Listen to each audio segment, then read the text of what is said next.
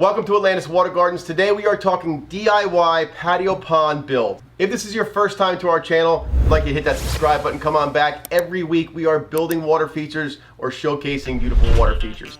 My name is Jack, this is my wife Joanne. We are going to go into what it takes to build one of these patio ponds.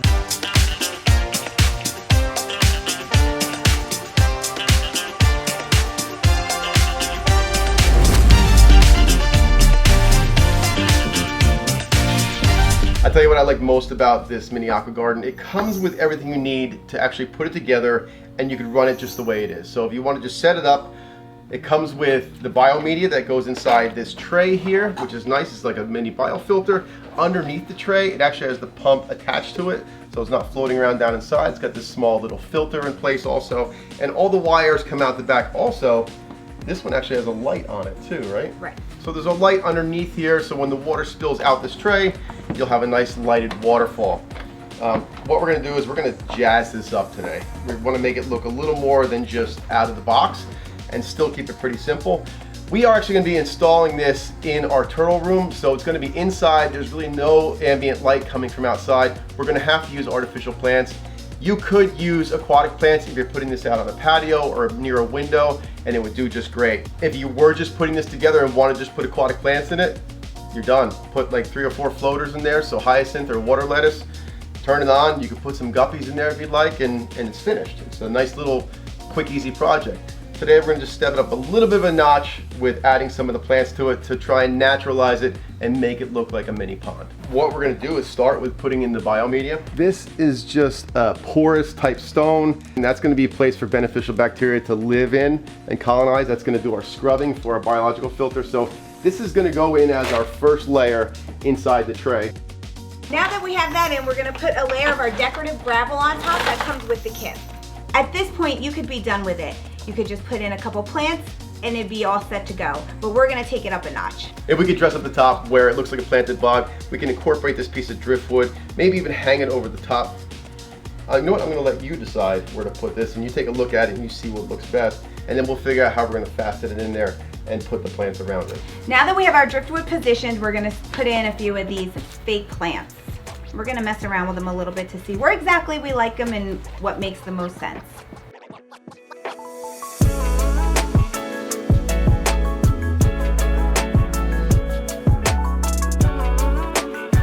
Finish these up by locking them in place with some extra gravel so they don't go anywhere.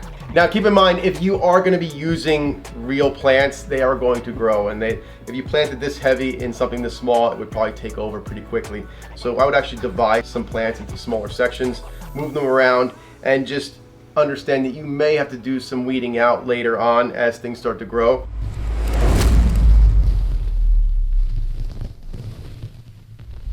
So this mini aqua garden took Joanne about, what, 10-15 minutes?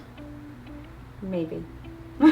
So as long as you have all your material in one spot, it doesn't take very long to put one of these together. That's what I like about this, is the simplicity. So this is a great family project. You can get this together in about a half an hour. Depends on how extensive you want to go with it. Before we take this and put it in place, fill it up with water, I want to go over how much this would cost for somebody to do at their house.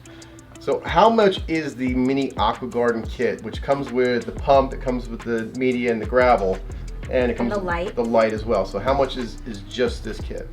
$199.98. Okay, so it's 200 bucks for the kit.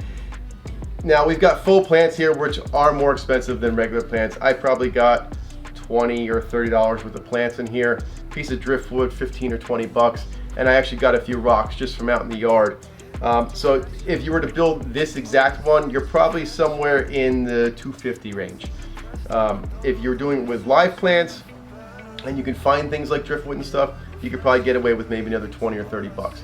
So between like $230 and $250, I think, all said and done, and you've got yourself a mini aqua garden pond. Yep.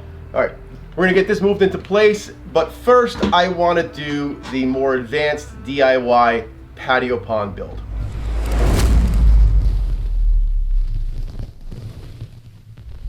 This is the medium patio bowl from Aquascape. It's 32 inches wide.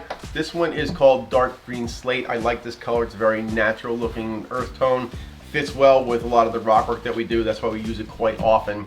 in our fountainscapes and in our ponds. We're going to keep this as a self-contained unit, which means we're going to be pumping from inside here and then going up to some sort of a water feature. We're also going to decorate this out to create a fairy garden. So we've got some pieces that Joanne got from a hobby store or online that we're going to be using inside here to try and make like a little fairy garden next to what we're going to do for a water feature. I'm going to be using some natural stone in here as well as some smaller boulders, and we've got some driftwood that we're going to be incorporating as well. Again, here we're putting this inside our building. There's really no natural light, so we're going to be using faux plants inside here as well. You could easily use aquatic plants in this one if you're going to be installing it outside on your patio or in the house by a window. The patio bowl does have a shelf inside of it. Normally, if you wanted to just set this up on your patio, fill it with water, you could put some aquatic plants up on the shelf, do a small filter pump, plug it in. For this particular patio bowl, I'm going to be using the Aquascape mini urn. The way I want to start is just by doing some quick layout. So I know I'm going to be using this urn inside here.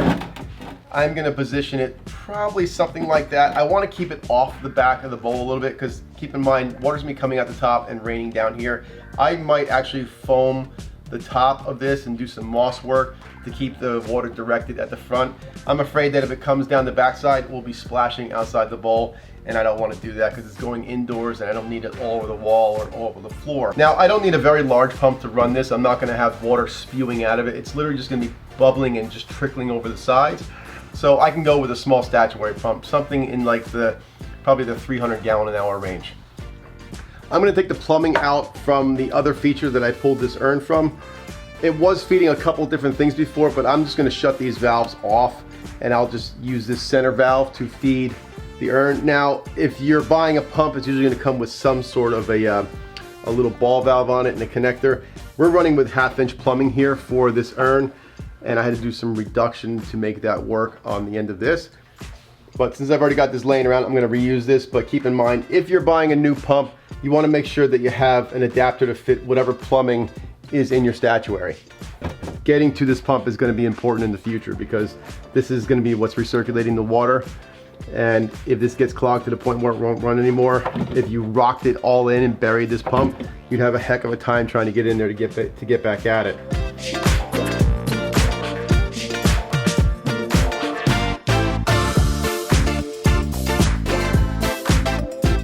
Then I'm going to go ahead and just fish my wire up through the center hole here so that I can get to where the notch is on the back side of the bowl.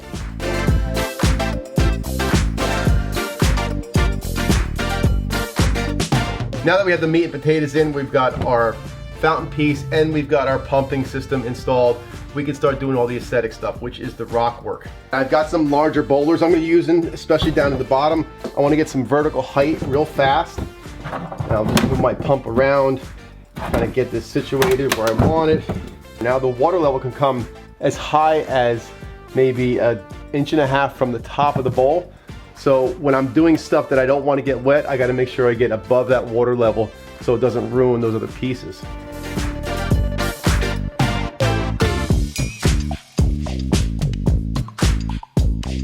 The other thing I have is this piece. This is actually faux driftwood.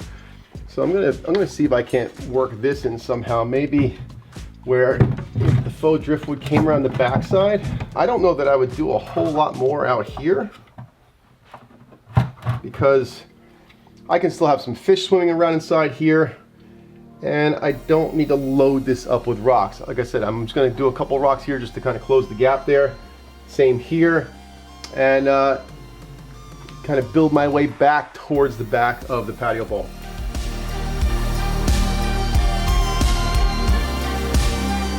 I'm going to take some of these pieces of slate and cover up the holes that are in this shelf because I'm going to be adding some gravel to this, and I don't want the gravel all to spill down inside here.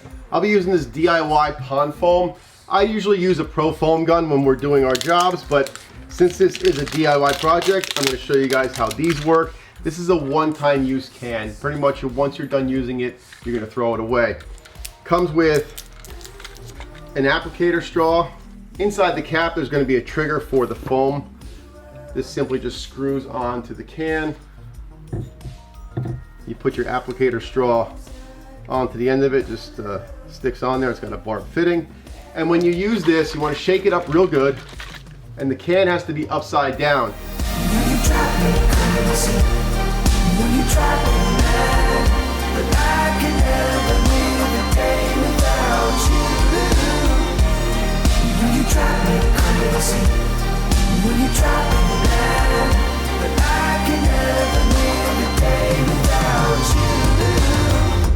So I've got two structures that we want to incorporate. We've got this treehouse, cool little piece here, and then we've got another moss type house.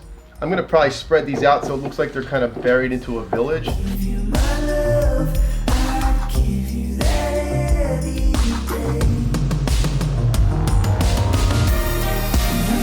What's cool is we did get this fern assortment with some other ivies from the craft store. Since this is a bit of a miniature, these can be made to look like trees.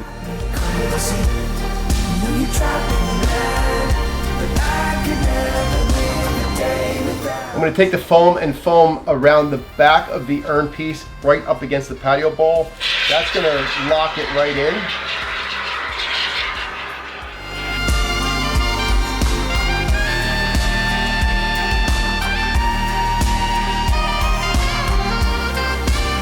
Now I've got this roll of faux moss that we got from the craft store. I'm going to take this stuff and cut it to fit inside this whole gap area here.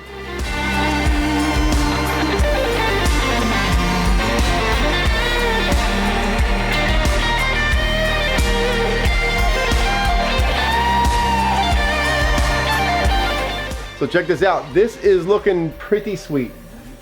We've got our water feature set in place, and then we're ready to bring it into place, fill it with water, and fire this thing up.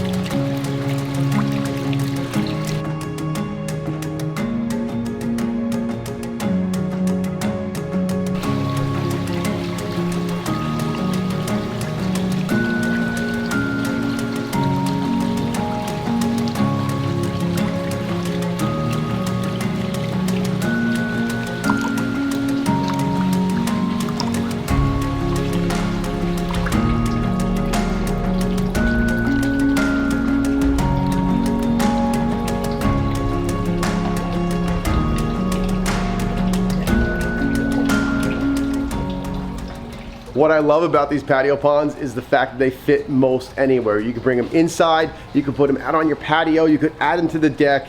What we did with these was definitely a bit on the custom side, but they look incredible. This is our large 40-inch terracotta bowl, and inside here you can see we've created pretty much an entire little pond environment. This thing looks so cool, and this is definitely on the higher spectrum of what can be done with these bowls. Professionally done. If you have some skills, I could definitely see somebody else pulling this off, because there's not that much material here. It's just all imagination. If you're looking for a real easy to do project, this is the one. It comes pretty much ready-made with a waterfall on it, and we just dressed this one up. We put some plants around it, put a cool little piece of driftwood in there, gravel in the bottom, a couple more plants just in the surround, and plugged it in, and that's exactly what we got. And here's our over-the-top fairy garden. This is our 32-inch patio pond. We went a little bit nuts with this one.